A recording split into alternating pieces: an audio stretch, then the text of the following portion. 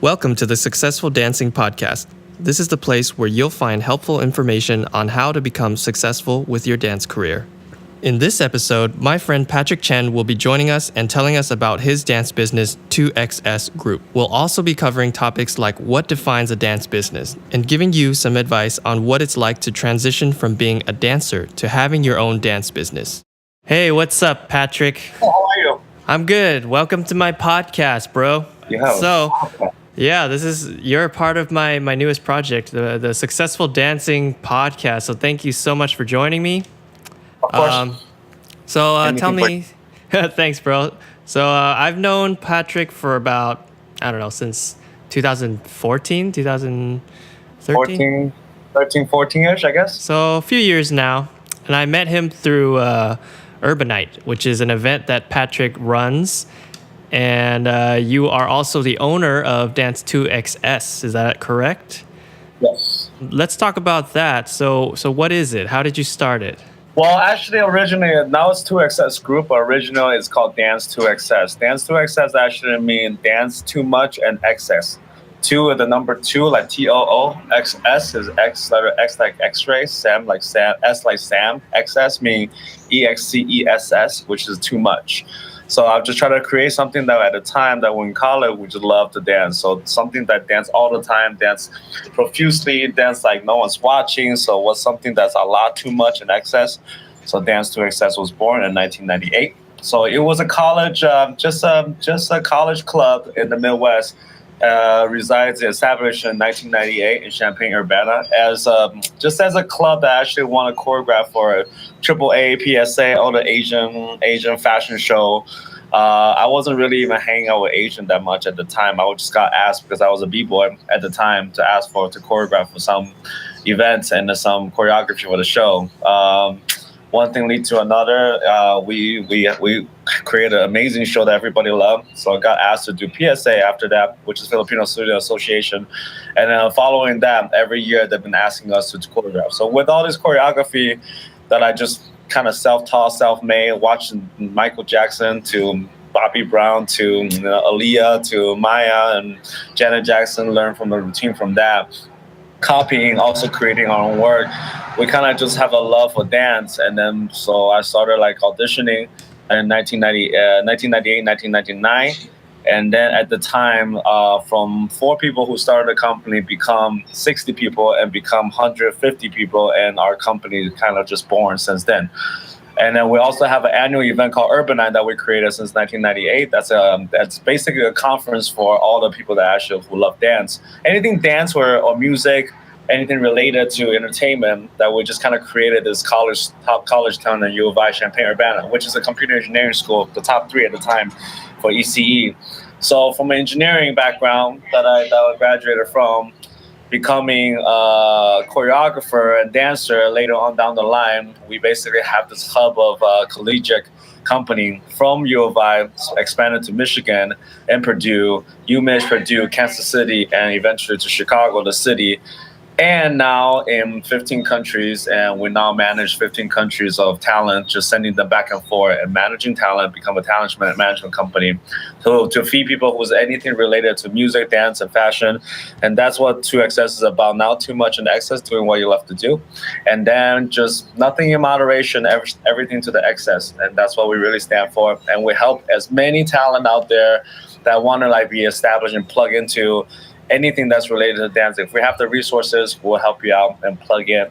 Do the plug in and the plug walk, and then that's what we do. And that's 2XS. I would love to have you guys come join us, and then we'll help you out as much as possible.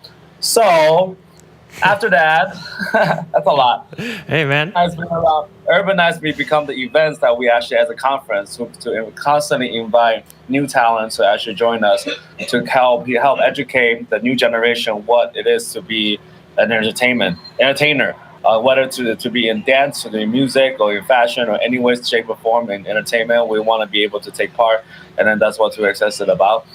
So this event, Urbanite, we're now in 4 countries and twice a year in Chicago. that we're always constantly casting new talents and people like such as Jabberwocky to Marty Kudelka, and you guys, Poriotic came out there already twice.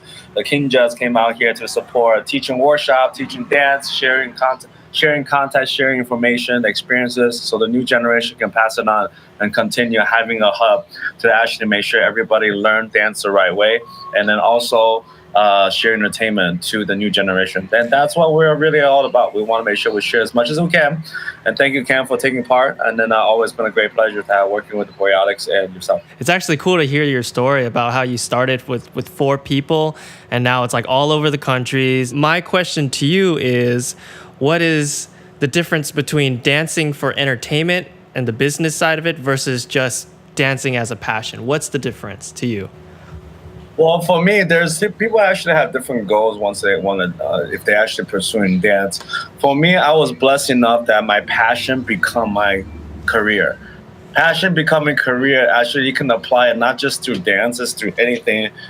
Let's say you're passionate for, art, for drawing. Okay, you can become an artist, a painter, a graphic designer, to architect. That's all.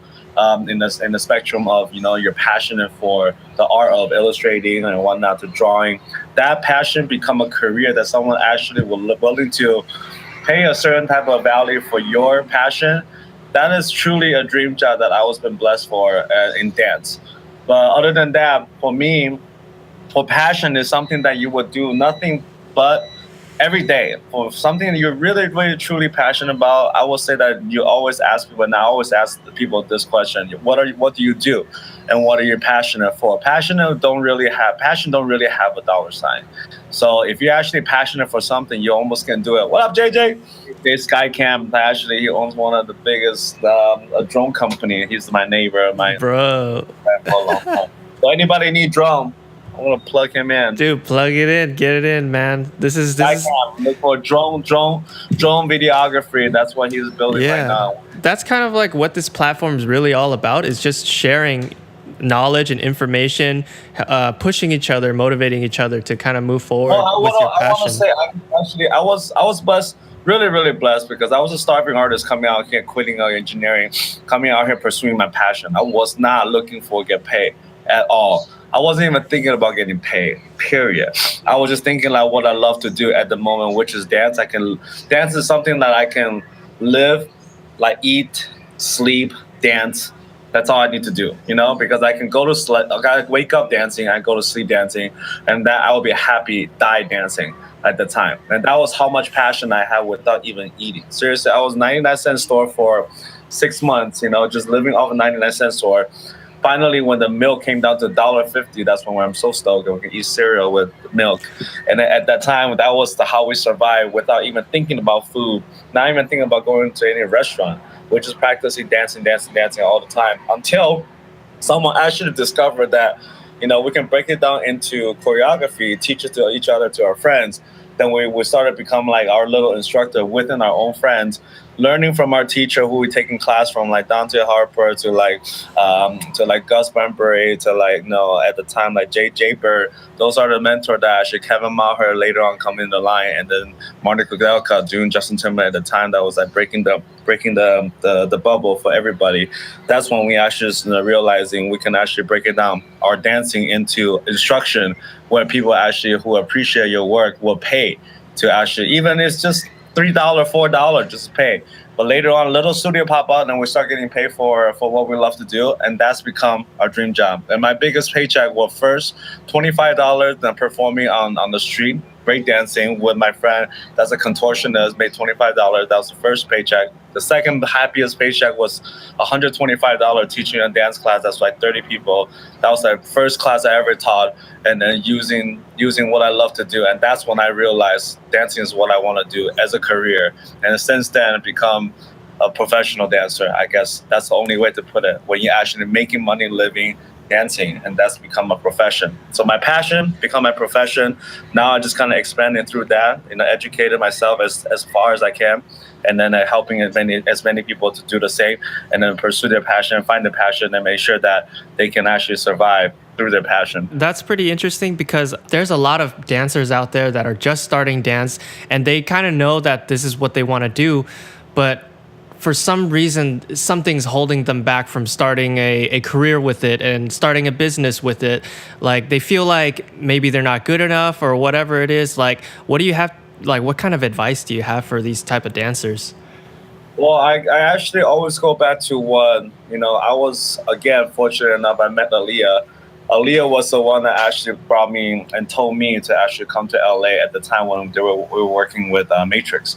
So at Matrix in Oakland, when Aaliyah was still part of the movie, I went up to her basically like a scary little fanboy at the time, walk up to her and I tap her on the shoulder asking her, hey, Aaliyah, what does it take to actually be one of your dancers? Because I love your work and I would love to actually be part of your team.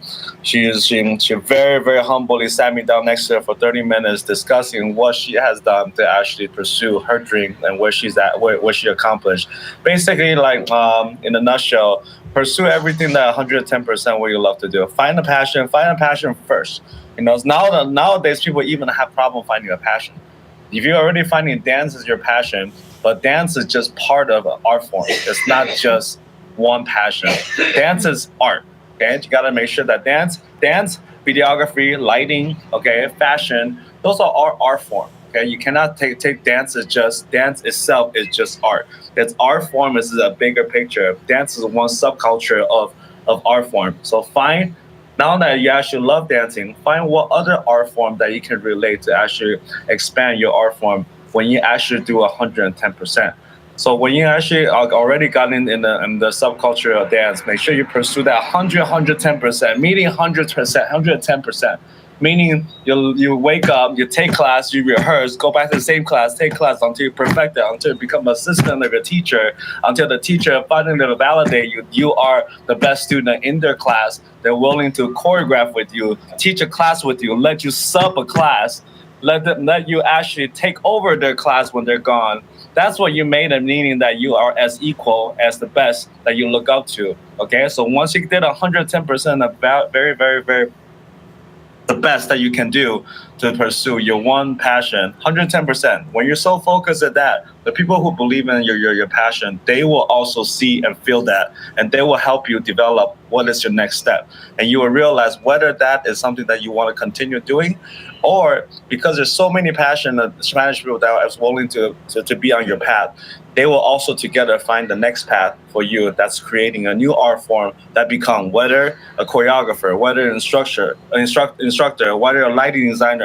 A lot of dancers now become a videographer, a creative director, a creative marketing. For us, with talent management, we're managing talent, but knowing the struggle of being the artist. So we're able to actually adapt ourselves into so many different type of art form. So no longer you're just doing dance. Dance is a very small part. So do 110% if you love dance, okay? Then you'll find another passion along the way. But to always have a look out, be open-minded to make sure that you can absorb other options, to make sure that you can look into other type of art form. Because dancing, just to be honest, you cannot dance forever. Our body is not a freaking machine, okay? We're human. Already, I realized that, I really, really realized that when I was 28 to 32 years old, my body cannot handle it anymore. I had a not a seizure, but like a 45-minute cramp. Like literally, I can't. I shrunk on the floor in the middle of London, like crawling into a ball, like lay on the middle of the floor. All my friends can't do anything except surrounding me, make sure I don't get hit. That was when I know that my body is almost done. Like dancing, I can't say done. I still dance, but I just can't do it as strenuous as possible, as much as the more. So I was forced to finally to be like, okay, I'm to my very, very peak of my career as a dancer. Now what do? For the next 3 to 5 years, basically, I look for what's the next big step I can utilize dance to create something else to help more people or appreciate myself as an artist. And which now talent management and creative artists is what creative marketing is what I love to do to help so many doing the same thing. That's crazy, man, because I totally understand that once you get older, your body starts to kind of say, hey, stop it, right? And then this is when you kind of move your dancing into more of a director's mindset, right? More of a choreographer mindset, and you turn it into a business. So how hard is it to make that transition? It's not hard when you actually surround yourself with creative mind and creative people, because the fact that you just got to find something that productively enough that everybody want to collaborate together. It's actually more fun because no longer you're a solo artist. Because as a dancer, you're a solo artist. Even you have a dance crew, dance team, you still want to be the best in your crew. So you are always almost soloing fighting with each other. But let's say you're the best, whether you're with the crew or best dancer in your own craft, you're tutting, you're popping, whatever. You're utilizing your talent and find another person that's actually had a similar thought but with a different talent.